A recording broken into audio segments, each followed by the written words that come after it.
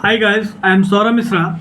आज हम लोग बात करेंगे कॉग्निजेबल और नॉन कॉग्निजेबल ऑफेंस के बारे में, संज्ञेय अपराध और असंज्ञेय अपराध के बारे में जानेंगे कि कौन कौन से अपराध करने के बाद पुलिस आपको बिना वारंट के भी गिरफ्तार कर सकती है और कौन कौन से ऑफेंस करने के बाद पुलिस आपको बिना वारंट के गिरफ्तार नहीं कर सकती है। तो आज हम सबसे पहले बात करते हैं कॉग्निजेबल ऑफेंस संज्ञेय अपराध के बारे में।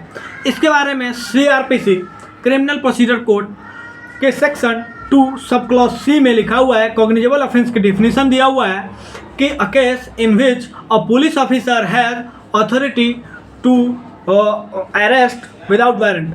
मतलब पुलिस ऑफिसर आपको बिना वारंट के भी गिरफ्तार कर सकती है, उसके पास ऐसी अथॉरिटी है।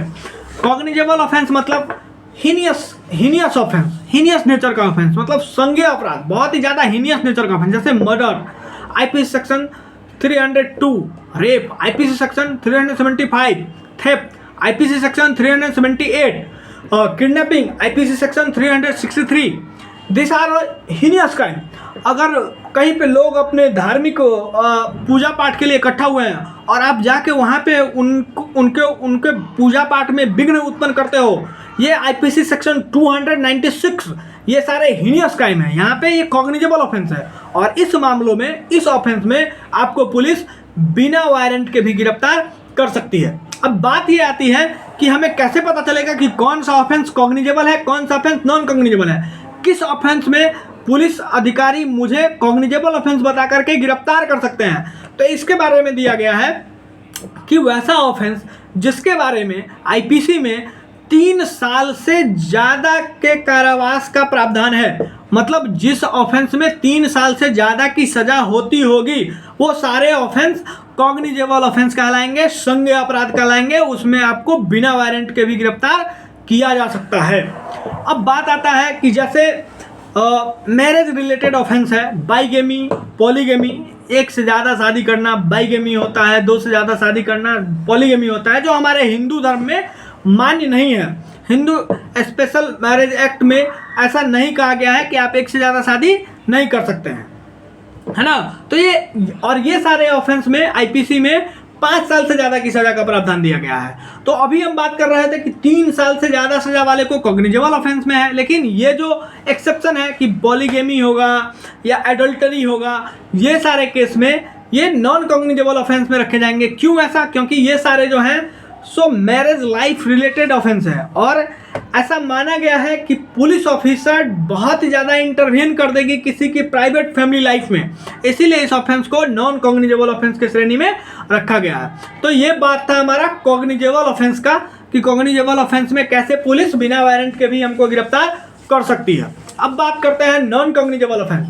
नॉन कॉग्निजेबल ऑफेंस का definition CRPC criminal procedure code section 2 sub clause L में लिखा हुआ है।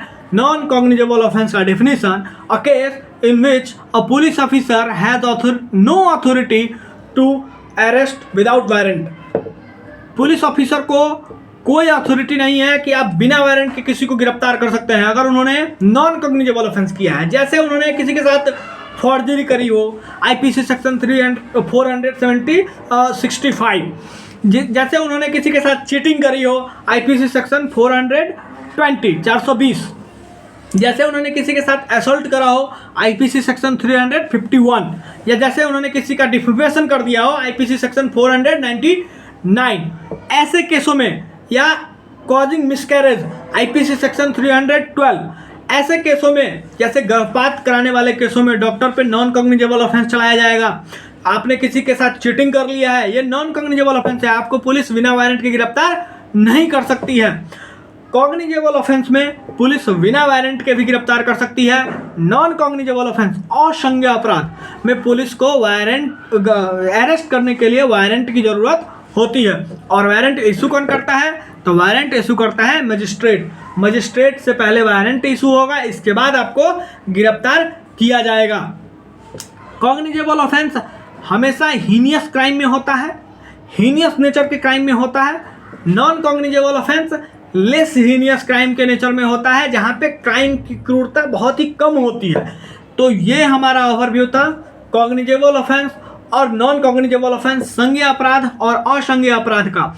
कब कॉग्निजेबल ऑफेंस में पुलिस बिना वारंट के भी गिरफ्तार करेगी, नॉन कॉग्निजेबल ऑफेंस में पुलिस वारंट की जरूरत उसे होगी गिरफ्तारी में, है ना। गिरफ्तार करने के लिए उसे वारंट की आवश्यकता पड़ेगी, बिना वारंट के वो हमें गिरफ्तार नहीं कर सकती है। तो ये हमारा ओवरव्यू था कॉग्निजेबल और नॉन कॉग्निजेबल ऑफेंस का। अब अगर ऐसा ही कोई बातें आपके दिमाग में आती हो तो आप हमें कमेंट करके लिखें, मैं उसका उत्तर अगले वीडियो में दूंगा। तब तक के लिए जय हिंद, जय भारत, धन्यवाद।